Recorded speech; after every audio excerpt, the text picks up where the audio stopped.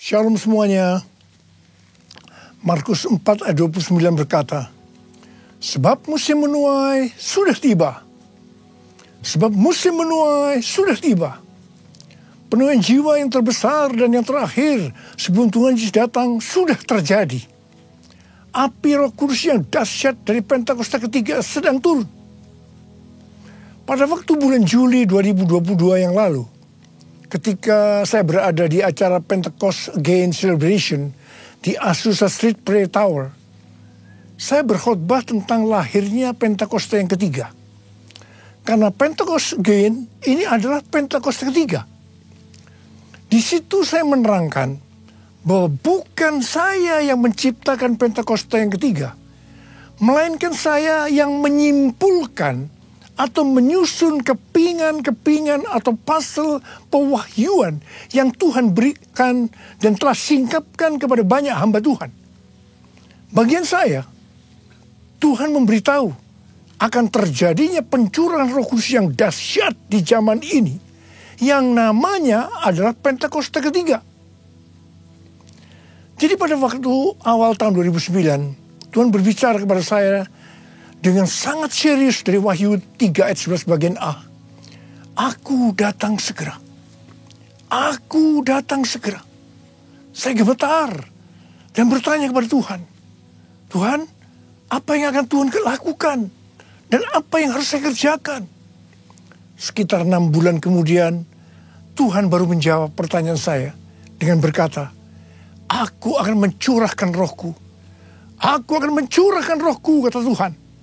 Pada saat aku mencurahkan rohku, maka akan terjadi seperti Yoel 2 ayat 28 sampai dengan 32. Tahun 2013, Tuhan memberikan nama tentang pencurahan Roh Kudus ini sebagai Pentakosta ketiga. Pada tahun 2013, dalam Empower 21 Asia di SICC, pesan tentang Pentakosta ketiga ini untuk pertama kalinya dikumandangkan. Saya bertanya kepada Tuhan, Tuhan, berikan kepada saya pengertian tentang Pentakosta ketiga ini. Kemudian Tuhan memberikan 5 pengertian apa yang dimaksudkan dengan Pentakosta ketiga. Kelima pengertian itu tidak semuanya diberikan kepada saya, tetapi sebagian diberikan kepada hamba-hamba Tuhan yang lain. Dan saya diberikan tugas oleh Tuhan untuk menyusun kepingan-kepingan atau puzzle dari nubuatan-nubuatan yang diberikan kepada hamba-hamba Tuhan tadi. Dan ketika digabungkan, muncullah 5 pengertian tentang Pentakosta ketiga ini. 5 pengertian tentang Pentakosta ketiga adalah sebagai berikut. Yang pertama, Pentakosta ketiga adalah pencurahan Roh Kudus yang dahsyat di zaman ini, melebihi yang terjadi di Azusa Street. Ini berasal dari William Seymour. William Seymour adalah orang yang dipakai Tuhan dalam Pentakosta kedua di Azusa Street tahun 1906. Dan yang kedua, Pentakosta ketiga akan mengakibatkan penuaian jiwa yang terbesar dan yang terakhir sebelum Tuhan Yesus datang kembali. Ini juga dari William Seymour. Dan yang ketiga, Pentakosta ketiga akan membangkitkan generasi Yeremia, yaitu anak-anak muda yang dipenuhi dengan Roh Kudus, cinta mati-matian kepada Tuhan Yesus, tidak kompromi terhadap dosa, dan akan bergerak untuk memenangkan jiwa. Ini berasal dari Russell Evans, dari Gereja Planet Shaker, Melbourne. Dan yang keempat, Pentakosta ketiga lahir di Indonesia, dan bergerak ke bangsa-bangsa. Gerakan ini dari timur ke barat, dan akan kembali ke Yerusalem. Ini berasal dari Cindy Jacobs. Dan yang kelima, Pentakosta ketiga akan memberikan kuasa untuk menyelesaikan amanat agung. Dan setelah itu Tuhan Yesus datang kembali. Ini dari Tim Hill, Ketua Umum Church of God Amerika Serikat. Api Pentakosta menyala, api Pentakosta menyala. Api Pentakosta ketiga, api Pentakosta menyala, api Pentakosta menyala. Api, api, api, api, api, api Pentakosta ketiga. Api Pentakosta ketiga. Api Pentakosta ketiga.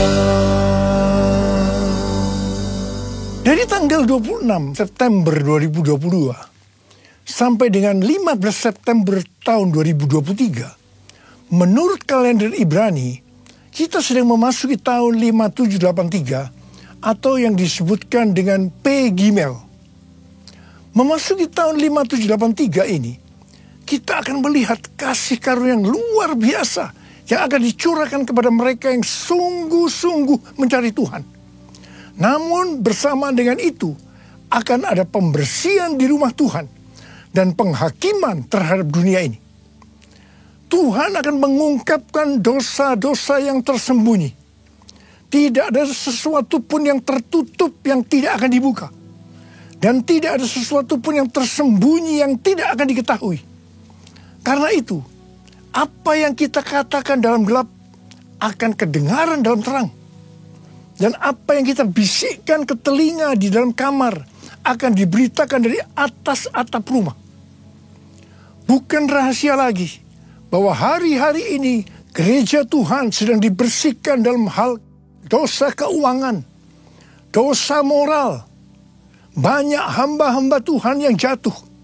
Hal ini harus diartikan bahwa peristiwa ini baru diungkapkan oleh Tuhan sekarang ini. Sedangkan prosesnya sebenarnya sudah lama. Hal-hal yang menyebabkan terjadinya banyak kejatuhan dari hamba-hamba Tuhan hari-hari ini bisa diuraikan sebagai berikut. Pengkhotbah 10 ayat 1 berkata, lalat yang mati menyebabkan urapan dari pembuat urapan berbau busuk. Demikian juga sedikit kebodohan lebih berpengaruh daripada hikmat dan kehormatan. Ayat ini bisa diartikan sebagai berikut. Sama seperti lalat mati yang membusuk akan merusak sejumlah minyak wangi. Demikian pula sedikit kebodohan dapat meniadakan dampak hikmat yang besar. Rencana yang bijaksana dapat dibuat, tetapi seorang yang membuat sedikit kebodohan dapat merusak seluruhnya. Rencana dalam mengikut dan melayani Tuhan yang dilakukan dengan baik, tetapi karena membuat sedikit kebodohan, membuat hancur secara keseluruhan. Artinya, tidak sampai kepada garis akhir, tidak finishing well.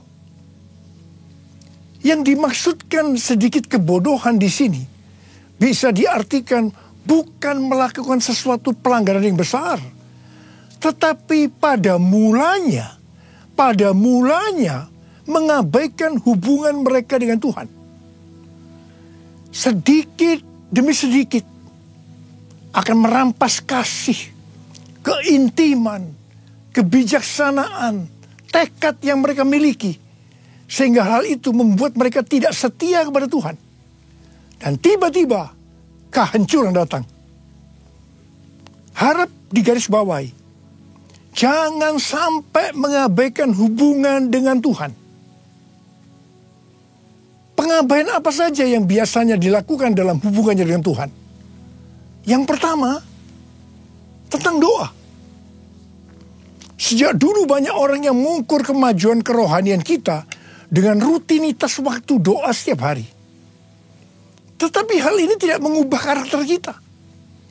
Kita bisa bersaat teduh, tetapi tanpa keintiman dengan Tuhan. Yang kedua, iblis kalau tidak bisa membuat kita menjadi jahat, maka dia akan membuat kita menjadi sibuk, semakin sibuk. Ada hamba Tuhan yang berkata bahwa kesibukan menghancurkan hubungan kita dengan Tuhan. Kalau kita lebih merasa senang pada waktu kita melayani pekerjaan Tuhan daripada waktu kita berada dalam hadirat-Nya, sebenarnya kita sedang melakukan sesuatu kompromi. Meskipun kelihatannya kualitas kerohanian kita hebat.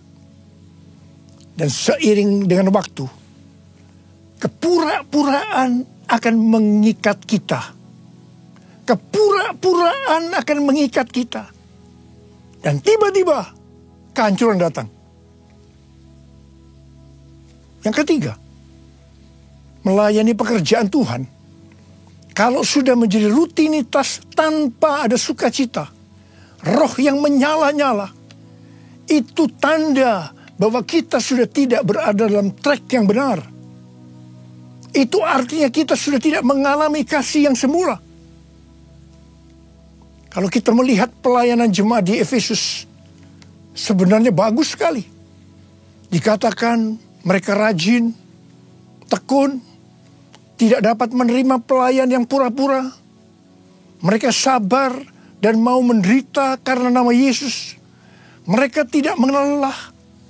Mereka membenci perbuatan pengikut Nikolaus yang juga Tuhan benci. Pengikut Nikolaus ini mengikuti pengajaran yang berkata bahwa percabulan tidak mempengaruhi keselamatan di dalam Kristus. Hal ini bertentangan dengan kebenaran firman Tuhan. Meskipun pelayanan mereka bagus, tetapi Tuhan berkata kepada mereka, "Aku mencela engkau karena engkau telah meninggalkan kasihmu yang semula." Mungkin ada di antara kita yang seperti jemaat di Efesus, yang melayani Tuhan dengan bagus, tapi tanpa kasih yang semula. Tuhan berkata, "Sebab itu, ingatlah betapa dalamnya engkau telah jatuh. Bertobatlah dan lakukan lagi apa yang semula engkau lakukan. Jika tidak demikian, aku akan datang kepadamu dan akan mengambil kaki dianmu dari tempatnya, jikalau engkau tidak bertobat." Ingat saudara, bagaimanapun bagusnya kita melayani pekerjaan Tuhan, sekali lagi, melayani pekerjaan Tuhan, tetapi kalau tidak didasarkan pada kasih yang semula, maka Tuhan akan berkata, betapa dalamnya engkau telah jatuh. Bertobat! Bertobat! Bertobat!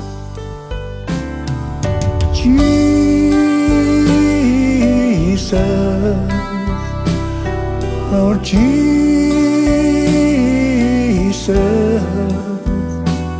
Lord Jesus, you're my first love. How I love you. Oh, how I love you. Jesus, Lord Jesus, Lord Jesus, you're my first love. How I love you. Oh, how I love you, Lord. 1 Yohanes 5 ayat 16 dan 17 berkata, "Kalau ada seorang melihat saudaranya berbuat dosa, yaitu dosa yang tidak mendatangkan maut, hendaklah ia berdoa kepada Allah, dan Dia akan memberikan hidup kepadanya, yaitu mereka yang berbuat dosa yang tidak mendatangkan maut." Ada dosa yang mendatangkan maut. Tentang itu, tidak kukatakan bahwa ia harus berdoa. Semua kejahatan adalah dosa. Tetapi ada dosa yang tidak mendatangkan maut. Dosa yang tidak mendatangkan maut, itu adalah dosa yang diakui. Sedangkan dosa yang mendatangkan maut adalah dosa yang tidak diakui. Dosa yang tidak mau diakui di hadapan Tuhan akan mengeraskan hati kita. Hati yang keras lama-kelamaan tidak akan peka terhadap suara Roh Kudus. Dan itu ujungnya adalah maut. Ujungnya adalah maut. Tetapi kalau kita bertobat dan mau mengakui dosa kita, meskipun itu berat dan sangat memalukan, itu tidak akan mendatangkan maut. Sebagai contoh dalam Alkitab adalah Daud. Kisah Para Rasul 13 ayat 22b berkata, tentang Daud Allah telah menyatakan, aku telah mendapat Daud bin Isai, seorang yang berkenan di hatiku, dan yang melakukan segala kehendakku. Di mata Tuhan, Daud adalah seorang yang berkenan di hatinya, karena melakukan segala kehendaknya. Mungkin ada di antara kita yang bertanya-tanya, kok bisa ya? Padahal Daud pernah berbuat dosa yang besar dalam peristiwa dengan Batsheba. Alkitab katakan, setelah hubungan haram antara Daud dan Batsheba membuat Batsheba mengandung. Wah, Daud memutar otaknya. Bagaimana caranya agar hubungan ini tidak mencuat keluar? Apa yang dilakukan oleh Daud? Dia memaksa dengan cara yang halus agar Uria, suami Batsheba yang sedang berperang, supaya pulang dan tidur dengan istrinya. Tetapi Uria justru tidak mau. Akhirnya, supaya hubungannya kelihatan halal, maka Uria harus mati.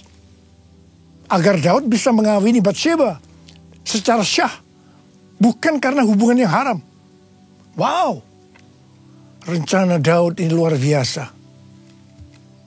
Kita juga mungkin heran. Daud yang hatinya dekat dengan Tuhan bisa berbuat bodoh sepertinya Tuhan tidak tahu tentang rencana ini. Kemudian Tuhan menyuruh Nabi Nathan untuk menegur Daud. Nah, disinilah kita akan melihat respon Daud ketika ditegur tentang dosa yang disembunyikan itu. Daud langsung mengakui dosa yang diperbuatnya tanpa berbelat-belit. Dia minta ampun kepada Tuhan dengan sungguh-sungguh. Dan Daud tidak menyembunyikan dosa yang memalukan untuk supaya tidak diketahui orang. Justru kalau kita melihat dalam Mazmur 51, yang merupakan doa pengakuan dosa Daud ketika Nabi Nathan datang kepadanya setelah menghampiri Batsheba. Dengan terang-terangan Daud mengakui di ayat yang ke-6 dengan berkata, terhadap engkau sajalah aku telah berbuat dosa dan melakukan apa yang kau anggap jahat. Daud tidak ragu-ragu untuk mengumumkan bahwa dia adalah seorang pembunuh. Dan ayat 16 yang berkata, lepaskanlah aku dari hutang darah ya Allah, Allah keselamatanku. Sepengetahuan saya, tidak banyak orang yang seperti Daud. Banyak orang yang begitu ditegur dosanya, dia berbelat-belit. Apalagi kalau orang itu mempunyai posisi yang tinggi, lebih mudah untuk berbelat-belit. Dia tidak mengakui dosanya. Ingat, kalau kita melakukan seperti itu, Alkitab tadi katakan, itu dosa yang mendatangkan maut. Tetapi kalau kita mengakui dosa kita, meskipun itu dosa yang besar, memalukan, justru di mata Tuhan, itu merupakan dosa yang tidak mendatangkan maut. Tidak heran kalau kita melihat kehidupan Daud. Dia disebut orang yang berkenan di hati Tuhan, karena dia melakukan segala kehendak Tuhan. Dan yang lebih hebat lagi, Alkitab katakan, Yesus disebut anak Daud. Saya akan ingatkan kepada saudara, jangan menyembunyikan dosa. Sebab itu akan diungkapkan oleh Tuhan dengan cara yang tidak bisa kita mengerti. Dan yang lebih penting lagi, kalau kita mengaku dengan jujur di hadapan Tuhan, meskipun dosa itu sangat memalukan, dosa itu tidak akan mendatangkan maut. Dan Tuhan berkata, dosa seperti itu yang didoakan. Seperti yang dikatakan dalam 1 Yohanes 5 ayat 16 dan 17 tadi. Kalau ada seorang melihat saudaranya berbuat dosa, yaitu dosa yang tidak mendatangkan maut, hendaklah ia berdoa kepada Allah. Dan dia akan memberikan hidup kepadanya. Yaitu mereka yang berbuat dosa yang tidak mendatangkan maut. ada dosa yang mendatangkan maut, tentang itu tidak kukatakan bahwa ia harus berdoa. Saya mau berdoa buat saudara. Ada berapa banyak di antara saudara, Tuhan, ampuni saya Tuhan. Saya menyembunyikan dosa ini sejak lama Tuhan. Karena dosa saya ini memalukan. Akan menghancurkan kehidupan keluarga saya. Tapi sekarang saya mau berdoa. Mau bertobat ya Tuhan. Saya mau bertobat Tuhan. Sucikan dan kuduskan hati saya sekarang. Bersihkan saya Tuhan. Bersihkan saya. Saya berdoa buat saudara. Sucikan dan kuduskan hati ini untuk layak menghadap hadirat-Mu. Tubuh jiwa rohku ku serahkan padamu, ku menyembah-Mu. Sucikan dan kuduskan hati ini untuk layak menghadap hadirat-Mu. Tubuh jiwa rohku ku serahkan padamu, ku menyembah-Mu. Tinggikan nama-Mu ya Tuhan, mulialah nama-Mu ya Tuhan. Tiada lain seperti Engkau ya Allahku, besar kuasa-Mu. Mari angkat tangan saudara, kita berbahasa roh. Kuralaba syalalaba kana mata karabalaba. Oh, rialaba bara bara bara bara bara bara bara bara bara bara bara bara. Oh, rialaba bara bara bara bara bara bara bara. Ya Tuhan, Kau lihat anak-anak-Mu yang mengangkat tangan di hadapan-Mu. Mereka sekarang minta ampun kepadamu.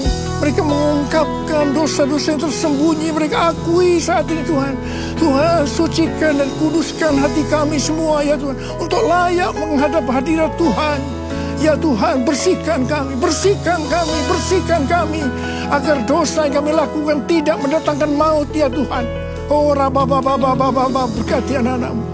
Terima kasih Tuhan, terima kasih, terima kasih, terima kasih Tuhan, berkat-Mu melimpah. Terima kasih, terima kasih. Kasihani kami Tuhan, kasihani kami semua ya Tuhan, kasihani kami. Terima kasih, dalam nama Yesus kami berdoa. Amin.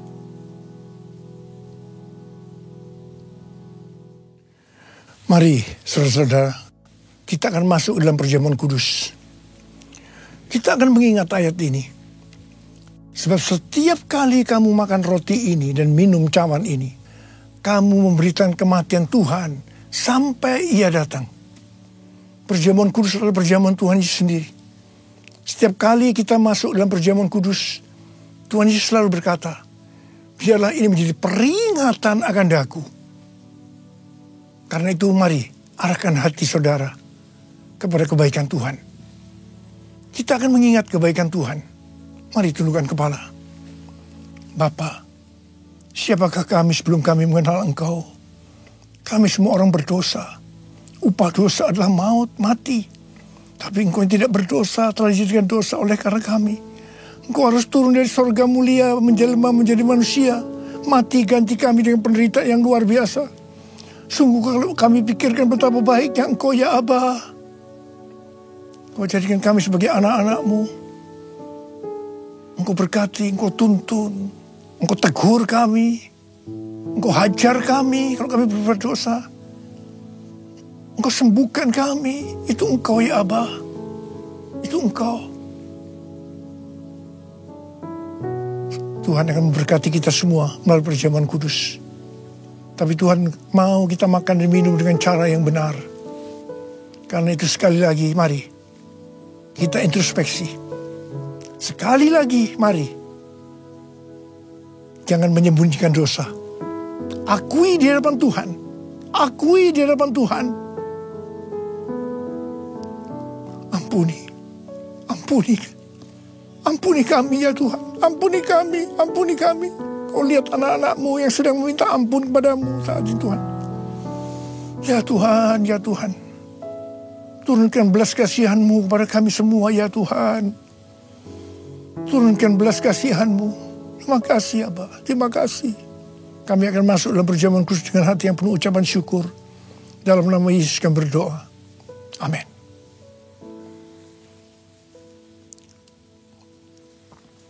Sekarang mari kita angkat roti di tangan kanan kita tinggi-tinggi. Sebab apa yang telah kuteruskan kepadamu telah aku terima dari Tuhan. Yaitu bahwa Tuhan Yesus pada malam waktu ia diserahkan mengambil roti. Dan sesudah itu ia mengucap syukur atasnya. Dia memecah-mecahkannya dan berkata, inilah tubuhku yang diserahkan bagi kamu. Perbuatlah ini menjadi peringatan akan aku. Saudara dikasih Tuhan, bukankah roti yang kita pecah-pecahkan ini adalah persekutuan kita dengan tubuh Kristus? Mari kita makan dalam nama Yesus.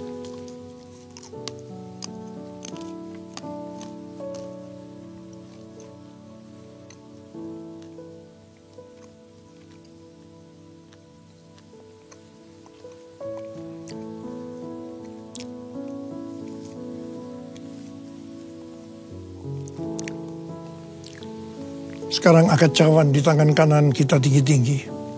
Demikian juga yang mengambil cawan sesudah makan lalu berkata, cawan ini adalah perjanjian baru yang dibesarkan oleh darahku. Perbuatlah ini setiap kali kamu meminumnya menjadi peringatan akan aku.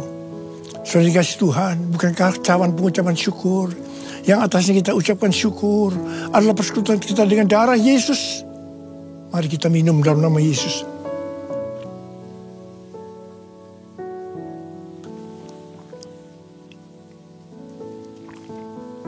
Mari angkat tangan kita, ucapkan syukur dengan suara, jangan diam. Tuhan, terima kasih ya Tuhan. Terima kasih ya Tuhan. Kami bersyukur ya Tuhan. Kami bersyukur ya Tuhan.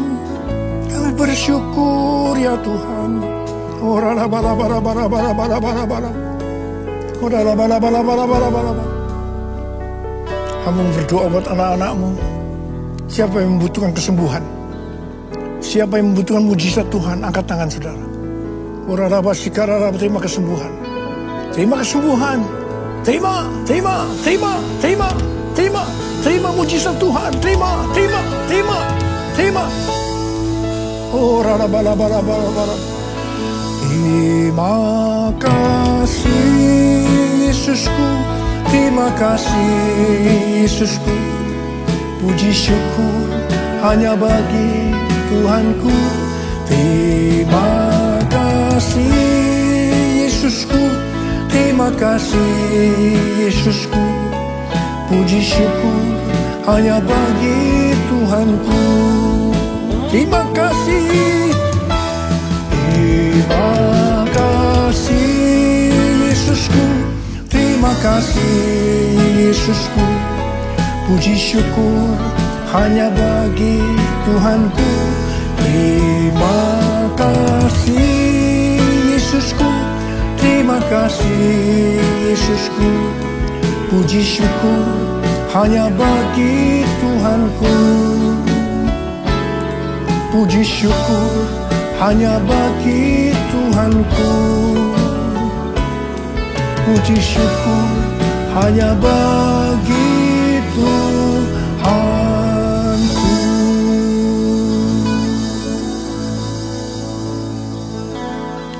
Sekarang terimalah berkat Tuhan. Kasih karunia berlimpah-limpah daripada Allah Bapa di dalam Anak yang tunggal Yesus Kristus. Persekutuan yang manis dengan Roh Kudus menyertai saudara sekalian mulai hari ini. Sampai Tuhan Yesus datang menjemput kita di awan-awan dan bahkan sampai selama-lamanya. Yang percaya bersama-sama katakan, Amin.